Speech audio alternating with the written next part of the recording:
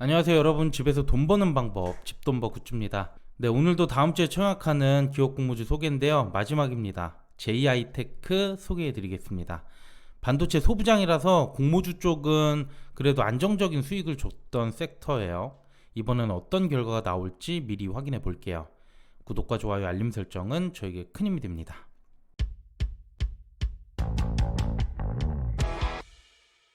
먼저 일정인데요, 수요 예측 결과는 10월 25일 화요일에 나옵니다.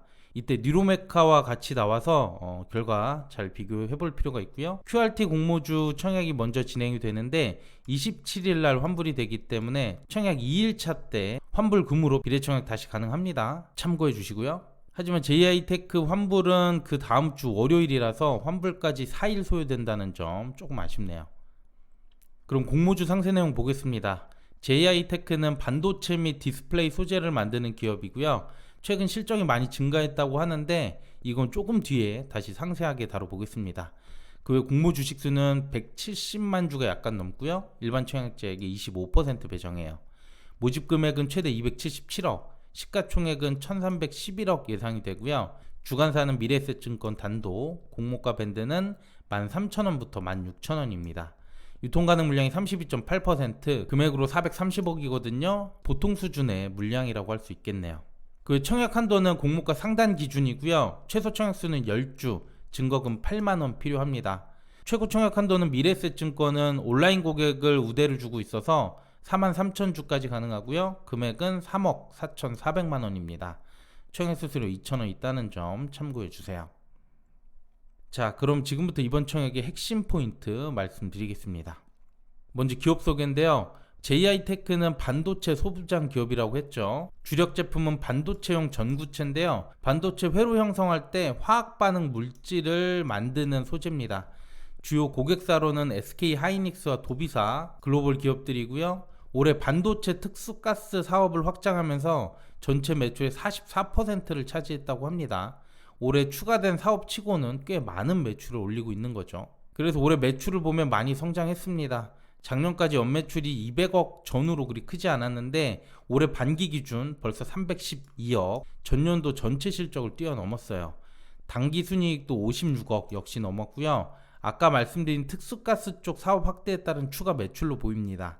현재 전구체 쪽 안정적인 매출과 함께 향후 이 같은 성장세가 계속된다면 1000억대 매출도 가능할 수 있겠죠. 네, 그 다음 청약 조건들 살펴볼게요. 먼저 이번 공모주는 구주 매출이 약간 있어요. 6%. 크게 부담될 수준은 아니고요. 대상은 최대 주주 그리 썩 좋지는 않지만 그래도 전체 434만 건 중에 10만 건이라서 뭐 큰 의미는 없겠네요. 그리고 유통 물량을 보면 32.8%, 기존 주주가 11.3%입니다. 공모 주주가 2배가량 많기 때문에 상장일 수급은 나쁘지 않을 걸로 보입니다. 공모가 적정성인데요. 유사기업은 총 3곳을 선정했는데 조금 아쉽죠. 너무 적어요. 그래도 사업 유사성이 매우 높은 기업들이고요. 이 3곳의 평균 PER 갭도 그리 크지는 않습니다. 최소 12.4에서 최대 18.37, 나머지 하나도 16.35라서 평균은 15.71배가 나왔습니다. PER은 적정해 보여요. 그리고 현재 실적이 많이 증가한 상황이라서 기업이 지금 공모가를 잘 받을 수 있는 타이밍이라고 생각을 한 것 같아요. 반기 순이익을 연 환산해서 109억이 나왔고요. 주당 평가가액은 2924원을 산출했습니다. 여기에 할인율 37.87에서 23.53% 적용했는데 올해 코스닥 상장 평균과 비교하면 거의 유사해 보이죠. 그래서 공모가 전반적으로 봤을 때 무난하다고 생각이 됩니다. 그러면 최근 반도체 공모주들 수익률 사례 볼 건데요. 올해 반도체 소부장 쪽 이렇게 5개가 있었고요. 이들의 수익률은 42%에서 68%, 높지는 않지만 최근 증시가 빠진 거 고려하면 괜찮은 수준이에요.